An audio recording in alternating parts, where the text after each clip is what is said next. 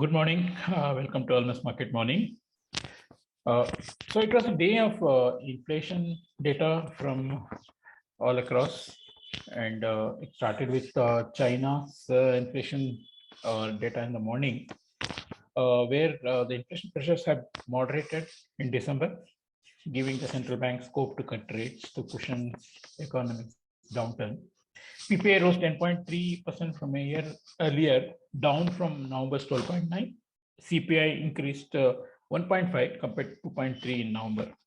So it adds further impetus to calls for Chinese central bank to cut its policy rate, and possibly as early as next week. That's what the market is speculating. Authorities have shifted to a more pro-growth bias this year, as a property market has slumped and there have been repeated virus outbreaks threatening the growth outlook.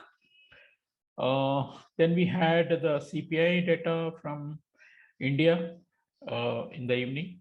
Headline inflation jumped to 5.59 in December, year on year. That is 68 basis points higher than November level of 44.91. Despite the sharp increase in December inflation, the average for the last quarter of 2021 at 5% is marginally lower than expected.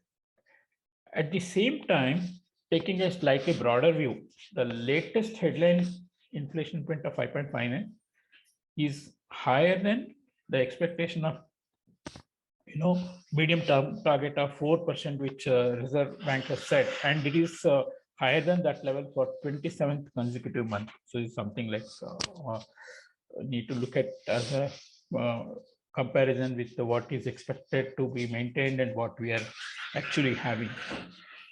Policy implication: CPI hardening is probably offset by expectation of another slowdown phase due to Omicron worries. I think RBI will stand pat when they meet next month. Probably if the inflation stays above or closer to 6%, they will act in April. So as of now, I think dovish stance will be maintained. I also had industrial production data, which was at 1.4% versus expectation of versus expectations of 3.1%. Again, industrial production data being a very volatile series, it doesn't carry much of a policy implication, but definitely any strong trend either on the downside or on the upside will have its impact on overall GDP growth.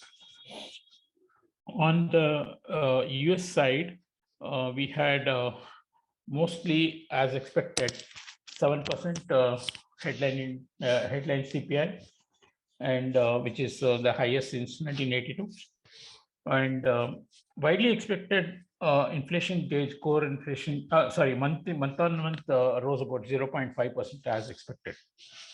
So market reaction was muted, possibly due to two reasons. Fed reaction to higher inflation by raising interest rates is already discounted to a great extent, and some believe we might have reached the peak of inflation and it should moderate in coming months.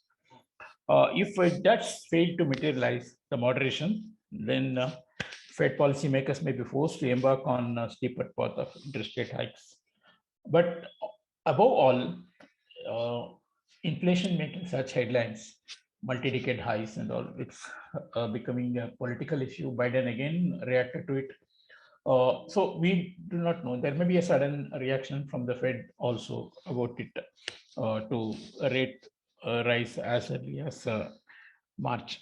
So with these, at least the immediate focus on US macro economy is out. The jobs number last Friday and inflation this month, but now focus will now turn to the earnings growth, with the major banks expected to announce their results in the coming days. On the rupee, of course, RBI was very active yesterday, as per market reports, and some importer buying was also seen.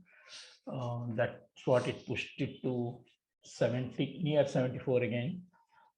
As I've been saying, 74.05 is important number on the higher side Only a break above that will give a deeper correction. Otherwise, we may be stuck in the lower range for some time, and the correction may happen in terms of time than in terms of price. Only thing that could give support to the USD INR is the buying in INR crosses, which are looking quite bullish. For example, your Euro INR looks to me that we can go towards 86, and GBP INR can go towards 10250. And normally we have seen earlier that whenever INR crosses move, USD INR also moves higher, but not to the same extent as the crosses. On the crosses, Euro looks like it can easily go to 1.15. That's not very far, or even 1550. And GBP looks like it can touch 1.39, notwithstanding some new political issues arising in UK. So basically, it's all a dollar long position cutting, as is very clearly evident even from Japanese yen move. So since it's a broader dollar weakness, even the commodities have picked up. That's it. Have a nice day. Bye.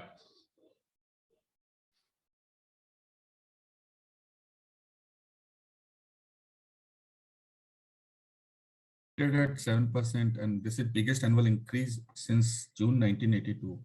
This was broadly in line with expectation. And post this data release, a USD index and USD Treasury fell yesterday, where equities and commodities further rallied. So basically looks like buy the rumor and sell the fact type of a situation happened yesterday. Everybody was expecting a 7% number. The important thing to look at is now core CPI is at a 5.5% in US, and that should be driving all Fed decisions. So let's see how overall the new narratives of the Fed members would be guiding us what they're looking for.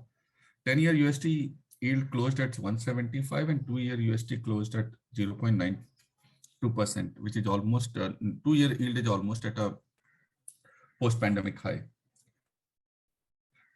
I would also highlight that the post this data, markets have already started pricing in 4 rate hikes in this calendar year, which was not there till day before. Now it's almost look like the market is looking for 4 rate hikes. If it doesn't happen 4 rate hikes, then there would be further downward shift in yields.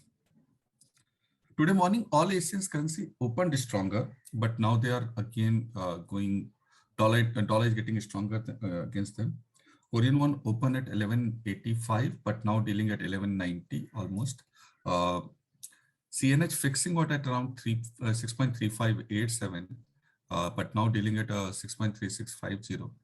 So opening was stronger, but there's a dollar intervention or maybe dollar buying is happening against this currency.